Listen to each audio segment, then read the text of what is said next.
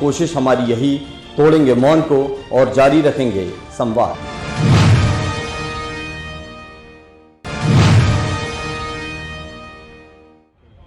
ये एक new life hospital है, प्राइवेट हॉस्पिटल है, 30 बेडेड हॉस्पिटल है। आज है ना मतलब एक आग घटना हुई है।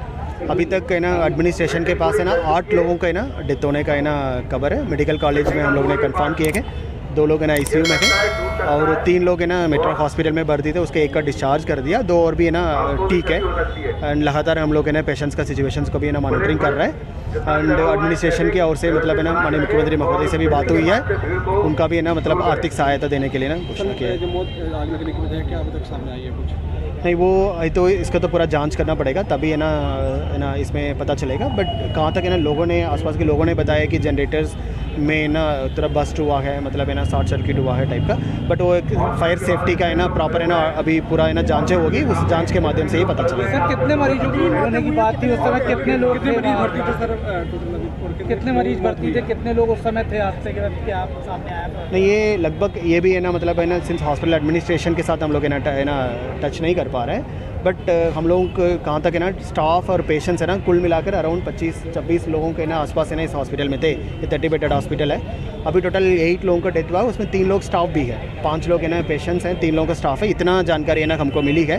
और रिमेनिंग लोगों को है ना मतलब है ना पुलिस और है ना हमारी नगर निगम की है ना फायर सेफ्टी टीम ने सेफली है ना ऊपर है ना दरवाज़ा तोड़ करके है ना रेस्क्यू कराया गया है। अभी है ना आग है पूरा कंट्रोल में है। एंड इनका लिफ्ट सारे रूम्स हैं पूरा इन्हें चेक कर लिया है, मतलब अभी ना सिचुएशन कंट्रोल में है। बट कहाँ तक हम लोग को जानकारी मिली है वो 2 लोग हैं ना अभी ICU में है। सर फायर सिस्टम ना होने और दूसरी चीज़ों की भी बात सामने आई, एग्जिट जो एंट्री और एग्जिट गेट ये था, इस तरह की व्यवस्थाएं भी थी, तो इसको लेके आगे क्या रणनीति होगी? क्या बिल्कुल अभी हम लोग ने स्टेट गवर्नमेंट का भी ना इसका पूरे ना जानकारी दी है। मेरे हिसाब से इंक्वायरी कमेटी है ना गठित होगी, उसका है ना जांच होगा, जांच में ना कोई भी है ना दोषी पाएगा उनके खिलाफ है ना कार्रवाई होगी। अस्पताल प्रबंधन में से किसी से बात हुई आप लोग की अभी तक? नहीं अभी हॉस्पिटल एडमिनिस्ट्रेशन से हम लोग है ना किसी से संपर्क नहीं हो पाया। लाइफ हॉस्पिटल है चंडाल बाटा के पास। ऐसा बताया गया है कि यहाँ पे जब बिजली गई तो जनरेटर पे जो स्विच ओवर होता है उस दौरान कुछ शॉर्ट सर्किट या कुछ बिजली संबंधित कोई दुर्घटना हुई, जिसके कारण आग लगी और ये आग नीचे से ऊपर तक फैलती गई।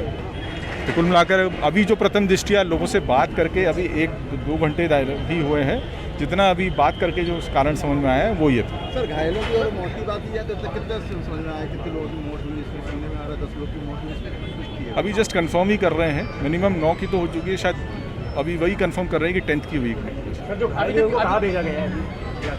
कुछ लोग मेट्रो गए थे, उसके बाद कुछ मेडिकल में। नंबर ऑफ डेथ्स बता दीजिए कितना आप?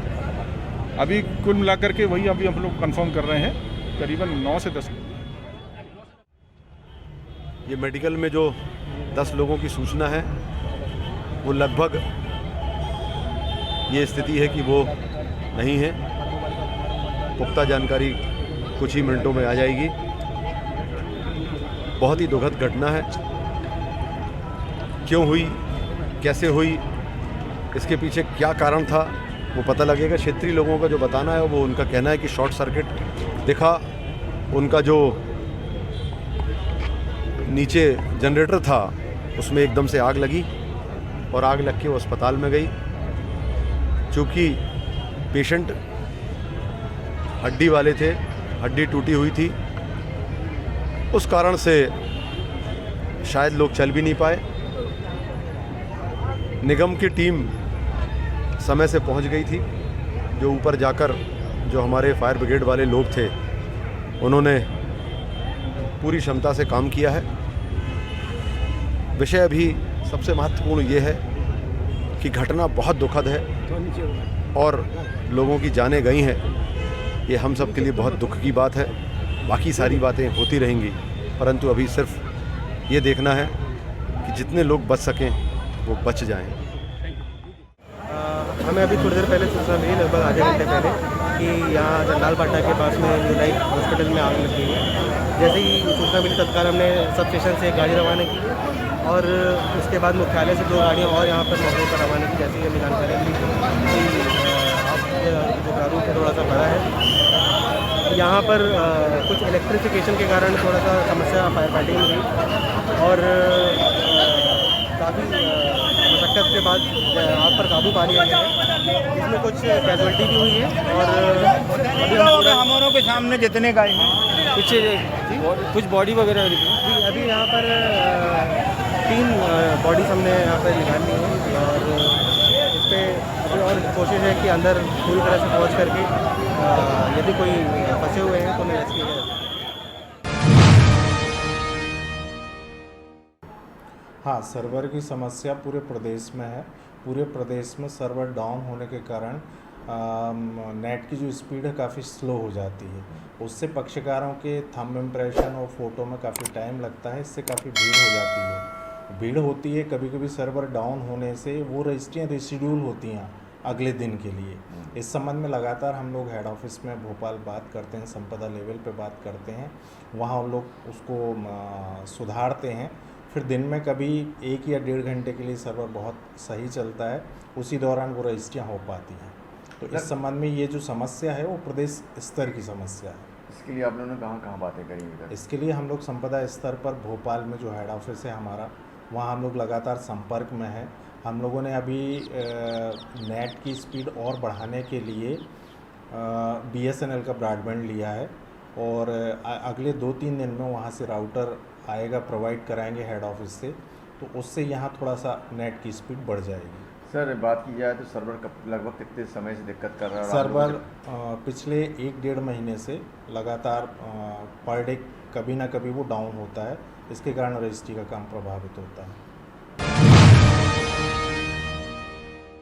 सोमवार में कटरा खेरमाई आधारताल मंदिर समिति द्वारा भव्य आयोजन किया गया है, जिसमें 1.25 लाख रुद्र बनाना है और रुद्राभिषेक होना है। तो हम सभी महिलाएं यहाँ पर आज पुण्य लाभ अर्जित कर रहे हैं।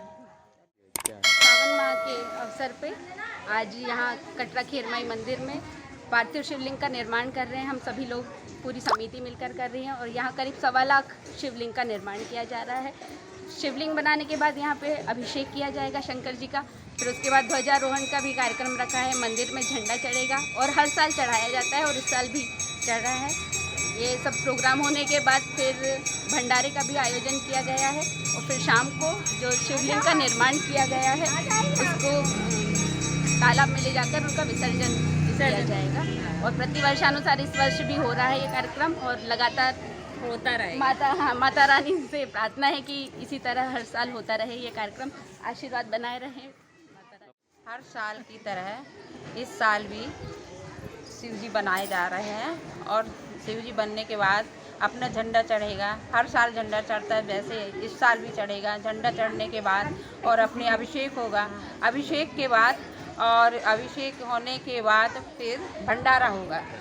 सभी हर साल इसी तरह होता है और होता रहेगा। बहुत बहुत आभारी हूँ और सभी क्षेत्र के नागरिक बंधुओं से, शासनिक अधिकारी, हमारे जनप्रतिनिधि सबसे आग्रह करते कि उसमें बढ़ सहयोग करें और ये लोग जो भी काम बताएं उनके लिए हमें सहयोग करना चाहिए, क्योंकि ऐसी संस्थाएँ जो निर्विकार भाव से सेवाएं दे रही हैं, उनके को भोजन कराना सबसे बड़ा काम है।